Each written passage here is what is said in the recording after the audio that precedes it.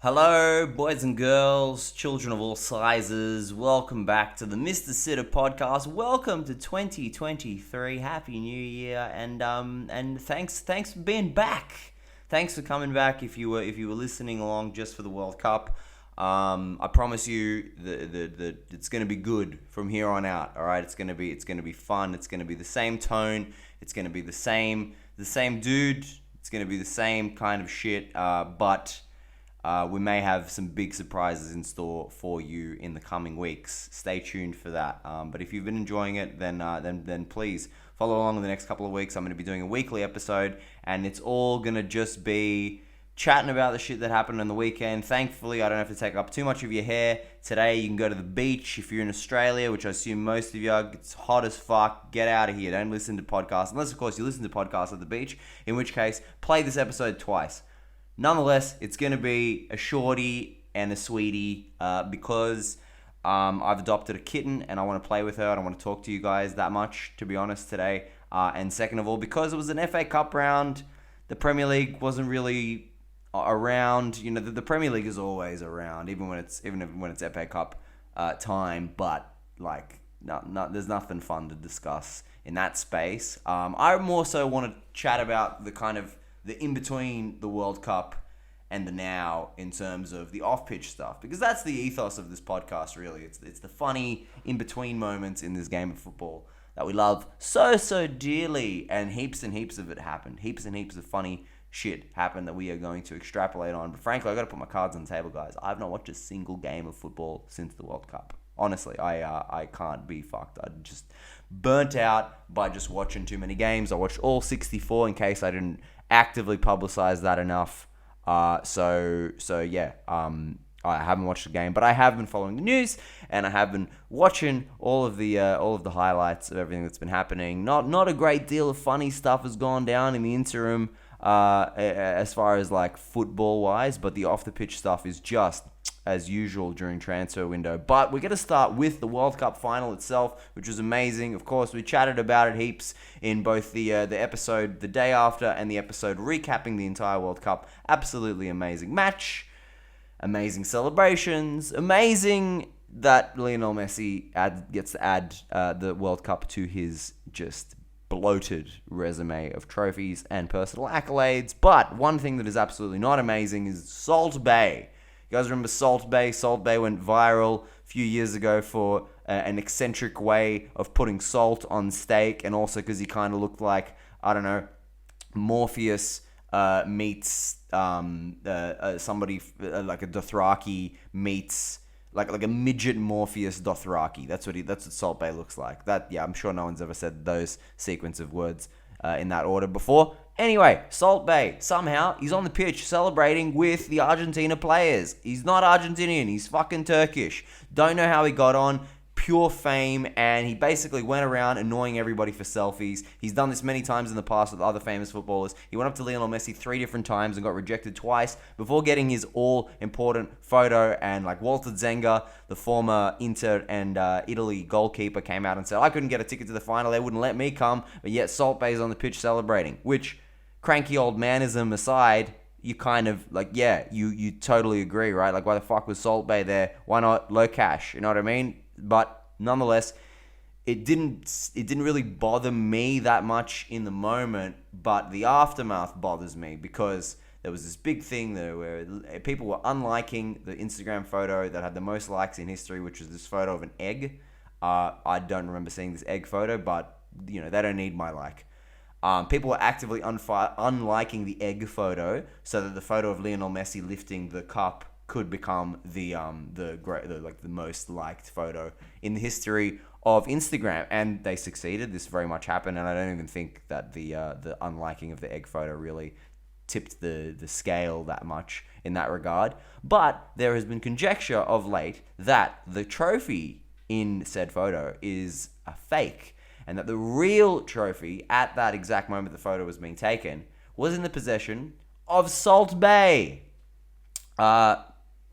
I'm not going to make a very easy Greeks and Turks joke here. I don't think it's anything to do with his race. I think it's to do with his highly inflated ego at being the world's most famous steak dude and we got to stop rampant celebrity. Like it's basically one step below sports washing to have a celebrity just like Drake is fucking abhorrent at it. Drake, who of course met up with Miss Croatia, who's like the former Miss Croatia, who was like the mascot for the Croatian national team. It was in all the cameras during the World Cup. Of course, he slid into the DMs and he went after. But at least Drake had the decency to do that in private. Salt Bae on the pitch with the Argentinians, not on, man, not on. Claudio Reyna, who is the father of Gio Reyna, who was mysteriously left out of every single starting lineup for the USA despite being probably their second best player, allegedly threatened USA coach Greg Berhalter, who has now stepped down,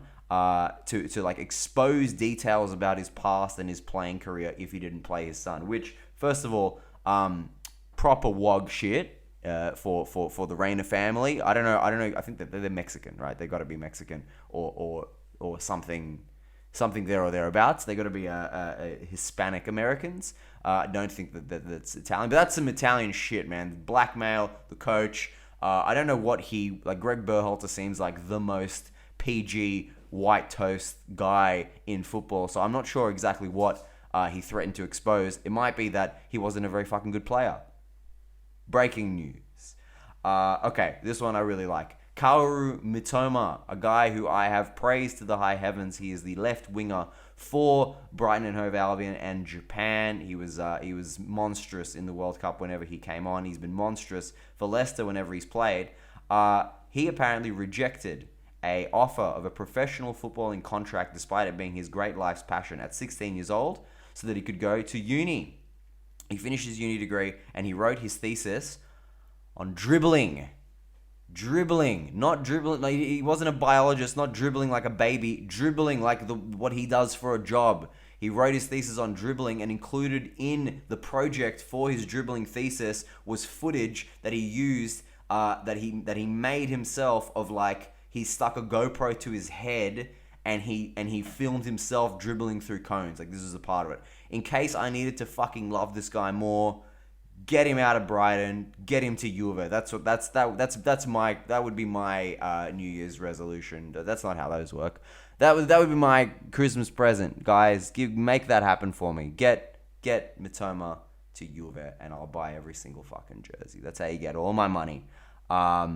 Roberto Martinez stepped down as Belgium manager after the elimination in this World Cup. You guys might remember he did that weird moonwalk out of the press conference. He said they asked him in the press conference afterwards, it wasn't a press conference, the after-match interview. They asked him in the after-match interview is this the end of the line? And he said, well, now is not the time to talk about that. And then he was like, it was revealed that he was fired maybe like 20 minutes later. So I guess now was the time to talk about it. He is very quickly in another job. He is now the new incumbent Portugal manager. And a lot of guys in my group chat and just like generally in podcasts and stuff saying like, oh, how good is Roberto Martinez's agent? How does he keep getting these good jobs? Well, it's pretty fucking obvious, don't you think? He led Belgium, who have had a drastically overrated golden generation, to a very commendable third place finish at the last World Cup. He's got pedigree from winning the FA Cup with Wigan, which even though he got them relegated in the same season, that's still astonishing. So he's got heat. He's apparently a really, really nice guy. He's like the biggest cheerleader. He's Spanish, which is like Portugal adjacent, so he's kind of a local. He's been to a myriad of international tournaments, and probably most pertinently, who the fuck else would you get, man? People don't want to coach internationally anymore. People want to coach internationally at the end of their career. You're not going to get Jose. You're not going to get... Jose would be the one. He'd be the one. He's not going to be there for 10 years. He will be there in 10 years. Martinez is as good as they could get. Everybody needs to just calm the fuck down. Belgium, on the other hand, do not know who they're going to appoint, even though I saw a rumor today that Andrea Pirlo might be the one taking over in Belgium, which would be calamitous. But they are looking. They're looking very hard, the Belgians, for their next manager. Even posting a job... what do you call it? They posted on LinkedIn. They posted on LinkedIn to look for their new Belgium national head coach on LinkedIn.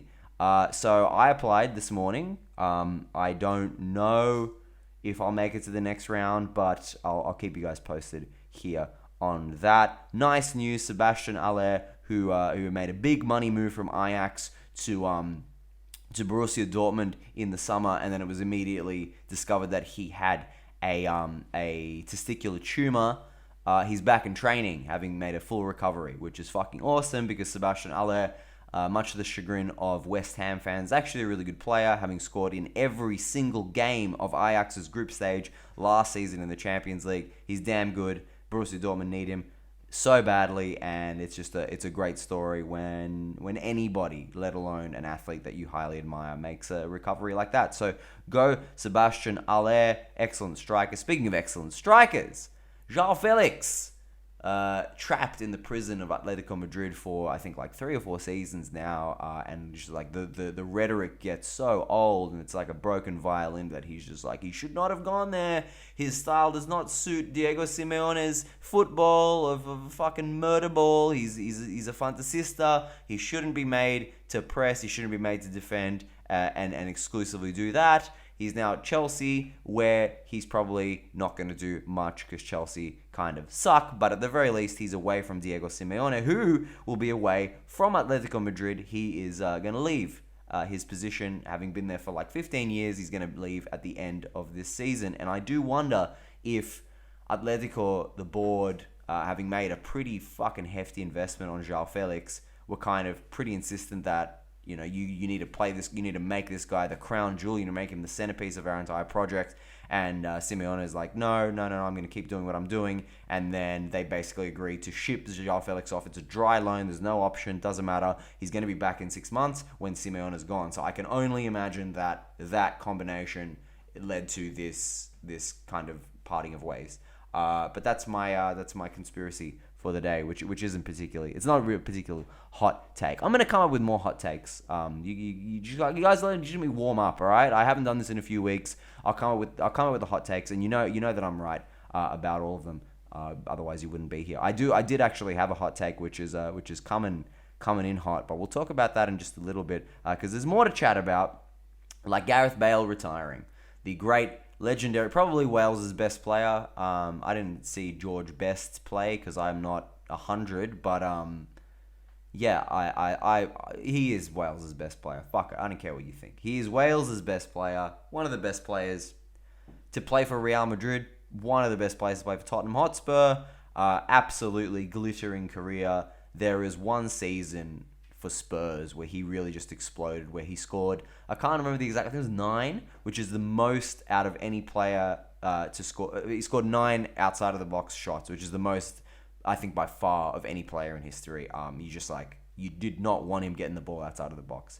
Banger after banger, super athlete, and it's a shame the way his career sort of petered out, but like, what are you going to do when you've won absolutely fucking everything and you are paid so high and your body disintegrates at such a rate that nobody can afford you, that nobody of your level can afford you anymore? And he sort of fit into this category where like he could still do something magical, but he couldn't really run.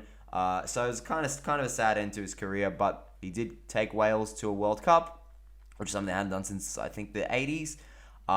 He took them quite deep in the Euros in 2016. Won so many fucking Champions Leagues, including one as recently as last season. No one will ever forget when he put Maicon on his ass for Tottenham against Inter in the Champions League and basically announced himself. Gareth Bale, he will go on to, yes, this is going to be the hack joke that I'm going to make, but he is going to go on to become a great golfer if he's not already a great golfer. You know what? I'm actually gonna here's a piping red hot take for your piping hot day here in Sydney. I don't think Gareth Bale's gonna play as much golf as he was playing while he was an active player. I think he's gonna play less golf. I think he's gonna be playing so much less golf. I think he might become involved in football somehow. He's a fun personality. Maybe he'll become a pundit. Get rid of fucking Gary Neville. Get Gareth Bale in. I want to see the man bun on TV a little bit more. Benfica have been accused of match fixing between the 2016 and the 2020 season. As a Juve supporter, I can only say to those Benfica fans, pray. Okay, pray, because it's not going to be nice. It's not going to be nice. Juve are, of course, currently under investigation, but the right people have been paid off, so it's not gonna be that bad this time around. The downfall of Benfica is something I don't hope for, because they have a fucking amazing squad, man. They got a great team as well. They kicked Juve's ass this season. We'll talk about Juve in a second. You know that I can't go too long without talking about my beloved. But we've got a couple of things to talk about before then. Like Manchester United, who are, drumroll, pretty fucking good. Marcus Rashford kicking ass. And it looks like Erik ten Hag, having shipped the consummate drama queen off to Saudi Arabia, he has somehow turned United around and made them look as good as they've looked in a decade. Literally a decade. They look really, really good. They're getting the results they need. They're in the top four. They are stupidly in debt, so I don't know how they're going to reinforce this squad properly. But at the very least, the team harmony within the current squad looks pretty good, and it may have something to do with Ten Hag's insistence on implementing these rules that make nobody stand out as the more important person, which is almost like an extra fuck you to Ronaldo on his way out. One of those things is an idea that he's trying to institute, which is a salary cap at Manchester United.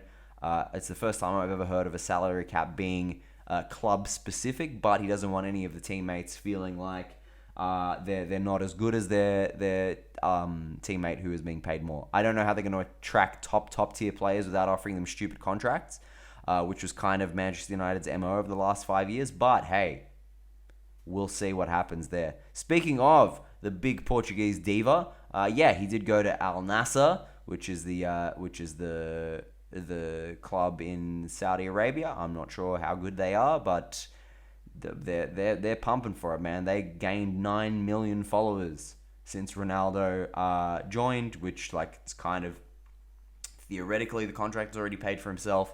I think it's a rumor, but I'm not sure if it's confirmed. But he's apparently got a Newcastle United clause in his contract, where if Newcastle United qualify for the Champions League, he can go and join them pretty easily, because there's that symbiosis between the Saudi Arabian ownership. It's yucky. The whole thing's yucky. I didn't want him to do it. It's not quite a legacy tarnisher, but who cares, man? Yes, all the eyes are going to be on the Saudi Arabian League, but as soon as he leaves the Saudi Arabian League, those eyes are going to shut. So it does. I don't really think it matters. And sad for I was talking to my partner Zoe about who's in the team, and I was reminded that Vincent Aboubakar, who scored the amazing goal against Serbia for Cameroon, who was kind of a little bit of a cult hero in this World Cup for his impact off the bench in their victory against Brazil and their draw against Serbia. He was playing for Al Nassr, and cool, they're going to be teammates. Turns out that the Saudi League only allows a certain allocation for foreign players, and because of that, they terminated Aboubakar's contract so that they could sign Ronaldo. So I don't know where Aboubakar is going to go, but he's kind of old, so maybe he wants to call it a day. This is a bit of a, that, you'd be fucking furious, right? If you were Vincent Aboubakar, and I hope justice is served on Al Nassr and they win nothing, even though one of their pitch invader fans did do something pretty funny. He invaded the pitch again for the game Al Nassr's rivals were playing, and he hit the "see-you" in front of the goalkeeper, which is top fucking tier banter. Who knows? Maybe I'm wrong. Maybe Cristiano, when Del Piero came to Sydney FC, it wasn't the earthquake that people thought it was going to be. He left and then no one gave a fuck. But that's kind of because he wasn't that good. Maybe Ronaldo will just boss the Saudi league, and Del Piero was never. No one's ever been a star on the level of Ronaldo. So maybe it'll be something. 3 billion people watched the presentation ceremony of Ronaldo's for Al Nassr. 2 billion people watched the World Cup final. That's fucked up. That's really fucked up, and also kind of an indictment of those super Ronaldo fanboys, don't you think? That they probably don't watch football. They probably just fap to his underwear ads, and that's it. So when they're going on Messi videos where Ronaldo isn't even mentioned and talking all this shit about Messi and talking about Ronaldo, you don't even watch football. You watch opening ceremonies. So shut the fuck up, which is what you guys are going to be yelling at me probably at the end of this little rant, because Serie A took place over the weekend and a couple of days before. There have been 2 games in that little stretch. 2 games in which Napoli did beat Sampdoria, who are dog shit. Napoli lost to Inter, who are not really that good. And Napoli now they've lost their 10-point lead. They play against Juve, who are they're 7 points clear of in second. They play against Juve on Saturday night. Juve, who are on a 8-match, unbeaten, 8 clean sheets in a row, winning streak. I told ya, motherfuckers. I've got group chat screenshots from earlier in the season with me being called crazy for not jumping on Allegri out. This is what Max Allegri does. Ladies and gentlemen, if you haven't watched Italian football since 2017, let me fucking regale you with some knowledge. The man's teams take a long time to get going, but when they get going, they do not stop. He is a top-tier coach. You can't argue with his pedigree. 6 Scudetti, 5 Coppa Italia, 2 Champions League finals. He's finally getting the squad together. Last year's squad was a fucking shambles. He's still without Paul Pogba. He's been without Federico Chiesa basically all season. He's now without Dusan Vlahovic, and he's still getting the job done by fostering against the fucking big Allegri doesn't play youth players, young players narrative. Sule, Fagioli, Miretti, these guys have all been playing regularly. Gatti in Italy is young, even though he's fucking 25. So you don't know shit, man. I went into alright, let's see how this goes. I went into to film. I was on beIN Sports during the World Cup. I went and filmed the show, and I went to the studio, and a bunch of like football content creators hanging out, and this one, and I went in there, and I said it then, I'm like, you are winning the Scudetto, Napoli are going to choke, because the Spalletti's teams always shit themselves, yada, yada, yada, the same rationale that you hear me say all the time. And this fucking guy was like, oh, mate, have you seen how good Napoli have been playing? And I'm like, you know what, man, I want to be right. I now want to be right about this, more so just to shut this fucking guy up than my team winning the Scudetto. I've seen my team win the Scudetto, like, for the last decade. If it happens now, I'll be thrilled, but I'll be thrilled probably a little bit more so because, like, shut the fuck up and learn how to pronounce Napoli, bro. So, very, very happy about that, and watch this space. Watch this space, indeed. Okay, so that's it for the quick hits. That's it for the stuff that I saved to remember to chat about with you guys. As the podcast progresses, I'll try and write some better takes on the stuff because we're just getting warmed into it. Speaking of just getting warmed into it, the next segment I used to call it hot lasagna. I think when this podcast was called the Kevin Lasagna podcast. I don't know what to call this segment. I don't want to call it story time. That seems like, I don't know, it seems quaint. I don't like that. But it's basically that. It's me telling a funny story from the history of football. If you got a name for it, if you got a name for it, we'll do it in the comments or send me a message, and I'll credit you or not, depending on what you want. And yeah, we'll figure it out. For now, it's another piece of hot lasagna, and we have got the drunk Belarusian referee. There's a story from a match in the Belarusian league in 2008 between FC Naftan and FC Vibetsk, which was officiated at the hands of referee Sergei Shmolik. Now, Sergei Shmolik was considered the best referee in Belarus at the time. He won an award for being the best referee in the entire country just a year earlier in 2007. Very quickly, people realized in this match in 2008 that something was off with the referee because he sort of didn't move from the center circle. The video is pretty sick if you watch it. He's leaning back, his guts hanging out, and he can't really leave like the area of the middle circle. He occasionally goes in and he's like gesturing like a clown at the players and at the fans, and after like a few minutes, they had to get rid of him. They had to like take him off, and he complained, saying that he had a bad back, and that was the cause of the antics. But they drug tested him, and he had a very high level of alcohol in his system. So he was quickly suspended, and he has never refereed a top flight professional game of football since. How the mighty fall. Don't know what Don't know what the deal was for our friend, but don't drink and ref. That's the takeaway from this, guys.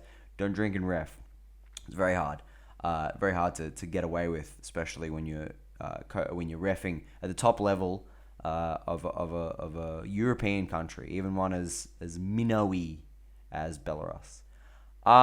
Okay, and to finish off, what we're gonna do is something that I want to do this as both a kind of ode to the name of the podcast, and also I want to get interactive. So we are, of course, going to do Sitter of the Week. Yeah! If you can think of a sitter that I wouldn't know about, then send it in. Send in Sitter of the Week. I'll review it and I will chat about it. So to give you an example, I mean, you guys know what a sitter is, so show me the money. The sitter that I'm going for is, of course, Fernando Torres' sitter against Manchester United in like the late 2000s, just after he had moved to Chelsea from Liverpool. Man, this is fucking heartbreaking, this one, because I loved Fernando Torres at this point, but he was just on the downward trajectory. I think the last 6 months that he was at Liverpool, he just wasn't very good. Gone were the days that he was just terrorizing Premier League defenses with his pace and his power, and he signed for Chelsea for such a big amount of money, and he was like, yeah, he scored a pretty important goal in the semi-finals of the Champions League against Barcelona, which gave him the Champions League, so must be happy about that, but he was never what he was supposed to be. Another recipient of the curse of the number 9 of Chelsea. So in this game against United, he gets played through by Ramirez, and he makes it through the defensive line. Really good run, really good step over to beat De Gea, beats him, and then it's like, it's right there. All the hard parts done, man. It was viral when viral wasn't really a thing. It was pretty bad. For a striker of his caliber, for a striker of his price tag, you can't do that, man. And the hardest part about it for me was like I wasn't a Liverpool fan, but I always enjoyed seeing Fernando Torres absolutely slice Nemanja Vidic apart. Nemanja Vidic, who has been named the greatest Premier League defender of all time as of like a couple of seasons ago. So like, eat your heart out, Virgil van Dijk. But yeah, I used to love seeing him put Nemanja Vidic on his ass, and he did put Nemanja Vidic on his ass in this game, and then he put himself on his ass. So that's our sitter of the week. Thanks for hanging with me again today. Some big changes are coming to this podcast. I can't say too much about it because it might not happen, but we might be about to transform this shit, which would be cool. So your continued support is always appreciated. It's always needed. So tell your friends and leave some comments, share, like, subscribe, all that stuff. Send me a message. Let me know what you want for Sitter of the Week next week. I got a little bunch of them lined up anyway, so don't feel pressured. But send me some sitters, send me some messages, raise your daughters, and enjoy 2023. Forza Juve. Bye.